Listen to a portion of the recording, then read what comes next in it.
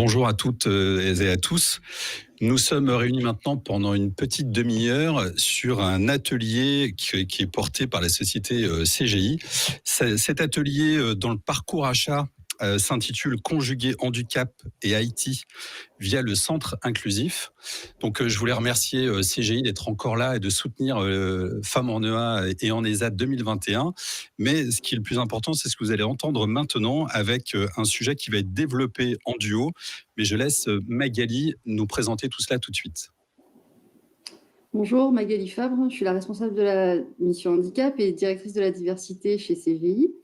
Et je suis ravie de faire cet atelier un petit peu au pied levé, j'avoue, avec Perrine Viala de la société FMS, qui est une entreprise adaptée. Et je te remercie, Perrine, de participer à cet atelier avec moi.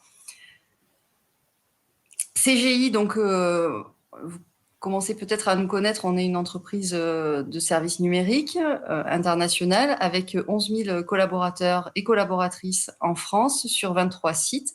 Et donc, nous réalisons des prestations d'informatique et de conseil. Perrine. Merci Magali pour ton invitation. Je suis ravie de participer à cet atelier. Donc, en tant que responsable du pôle informatique PLM de l'entreprise FMS, que j'ai rejoint après, pour ma part, un parcours en ESN classique, comme suite à ma formation en système d'information. Et puis, suite à certaines aventures d'exploration et d'entrepreneuriat autour du globe, j'ai souhaité m'engager dans le secteur adapté. Et donc, en particulier chez FMS, dont la raison d'être est sociétale, économique et sociale, et de permettre de développer l'emploi en handicap auprès et en particulier dans le domaine du système d'information. Alors, pourquoi est-ce qu'on a souhaité faire cet atelier aujourd'hui? Parce que le secteur du numérique, c'est un enjeu important pour le monde du handicap. Donc, le monde du handicap, on le sait, c'est des personnes qui découvrent peut-être le handicap au cours de leur vie et qui sont majoritairement dans des catégories socioprofessionnelles éloignées des métiers de l'IT, qui sont de leur côté des métiers à la fois multiples, avec une culture, de la formation, des métiers qui sont porteurs d'emploi, mais qui ont tendance à recruter des bac plus 3, 4, 5. Et en fait, le rapprochement avec le secteur adapté pour CGI est lié à ce constat d'un écart trop important entre le monde du handicap et nos métiers, qui fait que c'est compliqué d'améliorer notre taux d'emploi et d'augmenter le nombre de personnes en situation de handicap qui travaillent chez nous. Donc, d'un côté, on a des personnes en situation de handicap qui sont qualifiées, qui sont opérationnelles, mais qui ont déjà un emploi. Et puis, de l'autre côté, on a une population qu'on n'arrive pas à toucher, à intégrer. Et donc, le but du travail qu'on a mené depuis plusieurs années chez CGI, en se rapprochant du secteur adapté, c'est de trouver des passerelles entre le monde du handicap et le monde de l'IT via les entreprises adaptées et leur expertise de l'accompagnement des personnes et de la montée en compétences. Donc, on est là sur un enjeu stratégique. Comment on a décidé d'y répondre, et c'est la raison pour laquelle on intervient toutes les deux aujourd'hui. En fait, on s'est rendu compte que le fait de solliciter le monde du handicap de façon assez classique, en mode opportuniste et ponctuel, ne marchait pas. Par contre, on a élaboré avec CGI FMS un modèle inclusif de centre de service qui deviendrait un incubateur et un tremplin vers le secteur ordinaire. En quoi ça consiste ? Vous voyez les étapes, tous les périmètres ne se prêtent pas. Pour autant, dans le monde du métier de l'informatique, il y a des sujets, des projets qui se prêtent à intégrer de façon plus massive des personnes en situation de handicap. Quand on a identifié ces projets, après il s'agit de les analyser sur le plan économique, et on peut trouver un dispositif pour répondre à des enjeux à la fois clients. Donc, j'ai besoin d'acheter une prestation qui est récurrente et qui est long terme, et je suis OK, je suis partant pour mettre en place un dispositif de responsabilité sociétale. Auquel cas, là, on est en capacité de mettre en œuvre le modèle qu'on va vous décrire, qui est un modèle qui s'appuie sur l'expertise d'une ESN, donc une entreprise de services numériques, sur l'IT, et d'une expertise d'une entreprise adaptée qui a l'habitude de recruter, de former, d'accompagner et de monter en compétence des personnes en situation de handicap. Et donc, le principe de ce modèle de centre inclusif, c'est de travailler ensemble, monter ensemble des projets, donc en collaboration et en vrai partenariat entre une EA et une ESN pour le bénéfice d'un client et pour trouver pour les personnes en situation de handicap des projets qui seront des véritables incubateurs puisqu'ils vont pouvoir rentrer, se former, travailler avec des personnes qui sont experts techniques et qui vont les monter en compétences et potentiellement, in fine, intégrer le secteur ordinaire si c'est leur souhait. Alors quand j'ai dit ça, c'est très théorique. Et en fait, ce qu'on avait envie, c'était de sortir de cette théorie pour arriver sur du concret. Et donc, je vais te laisser la parole, Perrine, parce que concrètement, est-ce que ça peut arriver et comment on mettrait en place ce centre inclusif ? En effet, Magali, c'est tout l'intérêt de notre collaboration, notre coopération sur ces sujets. C'est-à-dire qu'aujourd'hui, fort de l'expérience et métier de CGI et l'implantation chez les clients, c'est tout naturellement l'association entre donc votre expertise, votre présence sur tous ces domaines et notre capacité à accompagner le monde du handicap qui est toute la puissance de ce modèle. Donc aujourd'hui, chez FMS, nous avons créé la partie spécifiquement FMS ID, Inclusive Diversity, sur laquelle qui est vraiment le pilier de la mise en œuvre de ce centre inclusif. Aujourd'hui, donc, nous avons un réseau spécialisé, toute une expertise sur la sélection et le recrutement de personnes en situation de handicap. Dans un deuxième temps, nous savons déployer des formations adaptées à ces personnes, soit par des organismes de formation, mais aussi au travers de l'université FMS que nous avons créée et qui est en constante évolution en fonction des besoins du marché. La suite, c'est la mise en pratique dans le centre d'expertise, centre inclusif, qui est donc là à mener vraiment main dans la main sur des projets sur lesquels, justement, c'est là que toute l'expertise et l'accompagnement des consultants CGI est essentiel. Et la dernière étape, c'est la possibilité d'accompagner vers le secteur ordinaire en fonction des souhaits de chacun. Mais l'objectif, in fine, c'est vraiment l'emploi durable pour la personne en situation de handicap, que ce soit dans l'entreprise adaptée ou dans l'entreprise ordinaire. Voilà, l'idée, c'est vraiment cet emploi durable. Voilà. Et quand on connaît les entreprises adaptées et leur mode de fonctionnement, on se rend compte que ce système, c'est un mixte entre une entreprise adaptée qui fonctionne toute seule et une entreprise adaptée qui vient s'intégrer dans une ESN classique pour proposer un modèle où il y a un double apport de compétences et où il y a un transfert de compétences. Donc, d'un côté, une transfert d'une compétence technique et de l'autre, une transfert de compétences managériales et RH qui permet aussi à chacun d'évoluer et de proposer des projets qui répondent de toute façon à l'objectif, à une demande client et à des enjeux classiques de l'IT. Tout à fait, les enjeux classiques d'assurer un certain niveau d'engagement sur des résultats, sur un niveau de qualité de livrables qui est assuré grâce à cette association, comme tu as très bien dit, sur l'expertise CGI sur les connaissances et l'expertise côté entreprise adaptée de l'accompagnement des personnes, qui est vraiment un secteur très particulier.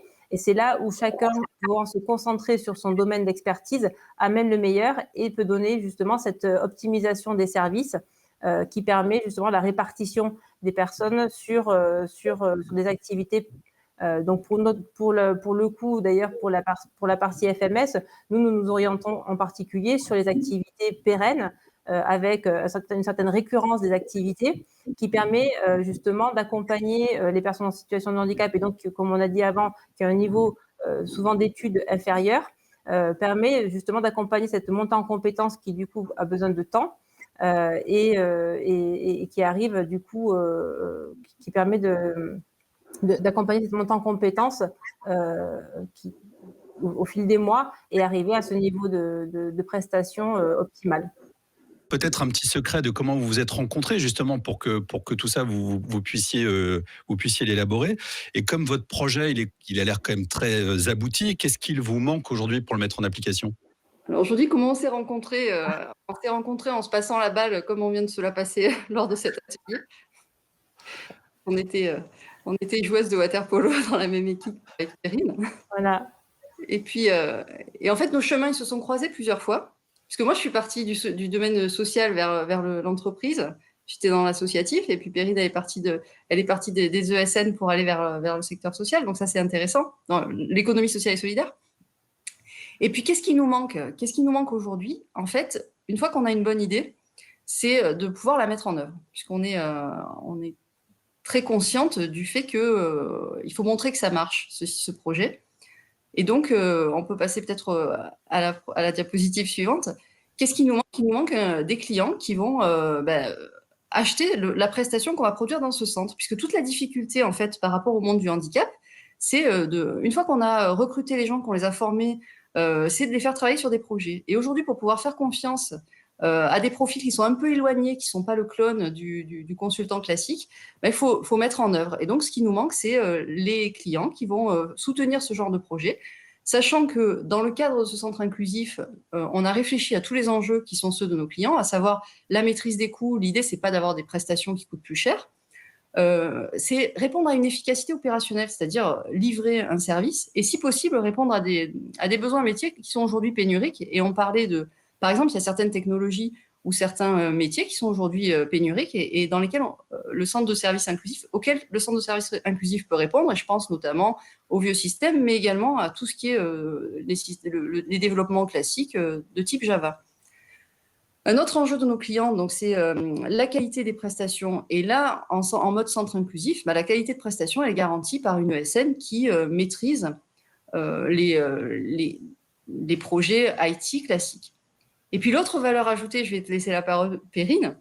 Donc, votre valeur ajoutée, c'est donc le maintien de l'emploi en France, avec le concept d'onshore social que l'on soutient et que l'on déploie aujourd'hui, avec justement la capacité, comme tu l'as dit, aux entreprises adaptées de se positionner sur des technologies telles que le COBOL ou d'autres technologies qui permettent qui peuvent parfois être exportés. Aujourd'hui, ce montage permet de favoriser le onshore social, donc c'est-à-dire assurer le tissu social et partout en France et dans la diversité. Donc justement pour converger donc avec nos valeurs diversité et inclusion. Donc effectivement, l'idée c'est ça, c'est-à-dire que les valeurs diversité et inclusion, elles sont partagées par tous. Le souhait est vraiment de les mettre en œuvre avec parfois les difficultés que cela peut impliquer. Aujourd'hui, l'idée, c'est que justement, en s'associant tous ensemble, on va arriver à converger sur ces valeurs, les rendre réelles, concrètes et favoriser cette inclusion. Et effectivement, on parle du secteur adapté, mais on parle aussi de l'inclusion et la diversité au global. Hein. L'idée, c'est vraiment d'ouvrir le centre inclusif à toutes les personnes, à toutes les diversités.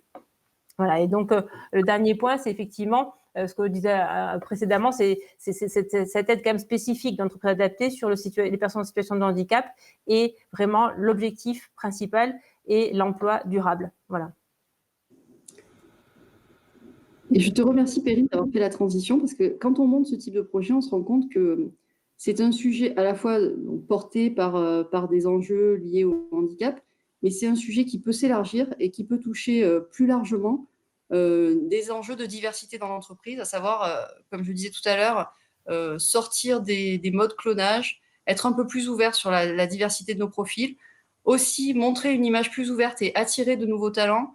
On sait par exemple que les métiers de l'IT n'attirent pas forcément les femmes. On sait que certaines personnes ne se projettent pas sur ces métiers-là. Donc, par le biais de nos projets qui visent justement à être ouverts et à sortir un peu du rang, notre objectif, c'est de montrer que la diversité, donc la diversité des profils, la diversité des approches, est compatible avec des métiers qui sont, comme je disais, en fait, beaucoup plus vastes et beaucoup plus divers qu'on ne le pense aussi quand on pense au métier de l'informatique. Donc, c'est rencontrer en fait deux mondes, être un peu plus ouvert et avoir une démarche inclusive, à savoir, on est finalement reconnaître l'unicité de chacun et puis partager ensemble et travailler ensemble grâce à ces unicités pour créer et pour innover et pour trouver des nouvelles idées. Et c'est un peu l'aboutissement de ça. Enfin, le projet de centre inclusif, c'est un peu l'aboutissement de tout ça. C'est arriver avec des diversités de profils pour pouvoir regarder les choses autrement, trouver de nouvelles solutions à des problèmes qui traînent depuis plusieurs années. Alors, je vais avoir deux questions. La première, ça va être de conclure chacune. Et puis après, j'ai un petit jeu sur le thème de l'année de Femmes en EA et en ESAT 2021. Donc, Perrine, sur la conclusion par rapport à ce que vous venez de nous présenter, si vous avez un message à passer aux entreprises qui nous écoutent.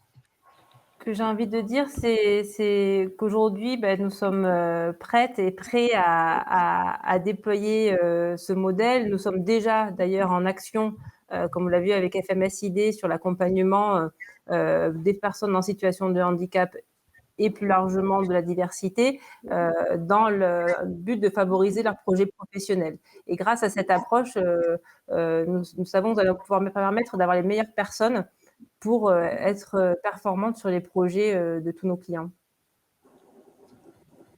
Et alors, du coup, vous, Magali, le message à passer à ceux qui nous écoutent? Moi, j'aurais plutôt une question, j'aurais à faire passer, c'est est-ce que vous vous projetez, est-ce que ça vous inspire, et si ça vous inspire, qu'est-ce qu'il faut pour vous mettre en mouvement et pour qu'on lance ce type de projet? Alors, du coup, justement, si on veut mettre ce projet à exécution, il suffit juste de vous contacter l'une ou l'autre? Voilà. Exactement. Vous avez Eh mes ben voilà, coordonnées. voilà, c'est très simple, très bien. Alors la petite dernière question qui est dans notre contexte des trophées femmes en EA et en ESAT 2021, notre thème que je vous ai pas fait travailler volontairement, c'est la résilience collective. Donc je vais vous demander de réagir si je vous dis résilience collective, Perrine. Résilience collective. De dire ce à quoi ça me fait penser, la résilience collective. Ouais. C'est comment ensemble nous allons faire diversité Très dans bien, l'harmonie.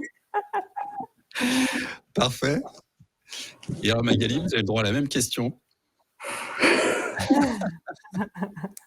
dirais que c'est peut-être une manière plutôt que de lutter contre le courant, d'essayer de se mettre là où le courant coule et finalement de nager avec lui pour arriver, on ne sait pas trop où, de toute façon, pour arriver de façon plus reposée et plus sereine, là où le courant va nous amener, puisque de toute façon, il y a des choses qui ne sont pas contrôlables. Voilà. Très bien, parfait. Et je me demande d'ailleurs si maintenant que ça fait des mois qu'on est pour beaucoup d'entre nous un peu confinés seuls à la maison, je me demande si on réalise pas de plus en plus que finalement on a vraiment besoin des autres et peut-être que les autres ont aussi un petit peu besoin de nous. Et c'est là où le collectif peut-être prend un peu plus de place et de conscience dans l'esprit des uns et des autres. Mais en tout cas, vous nous avez fait la preuve de la collaboration et du collectif qui amène à des nouveaux projets. Et en plus, pour servir, à la fois servir les entreprises dans du service tout à fait professionnel, comme vous l'avez expliqué, mais aussi servir des gens qui cherchent un emploi et que vous pouvez faire monter en compétences. En tout cas, moi, je retiens ça et surtout, je retiens que c'est tout à fait prêt. Il suffit d'appuyer, non pas sur un bouton, mais sur son téléphone pour pouvoir vous contacter. Donc, merci à toutes les deux d'avoir préparé cet atelier, de nous avoir expliqué dans le détail votre concept de centre inclusif. Et vraiment, je vous souhaite le meilleur à vous et à ce centre inclusif. Très bientôt.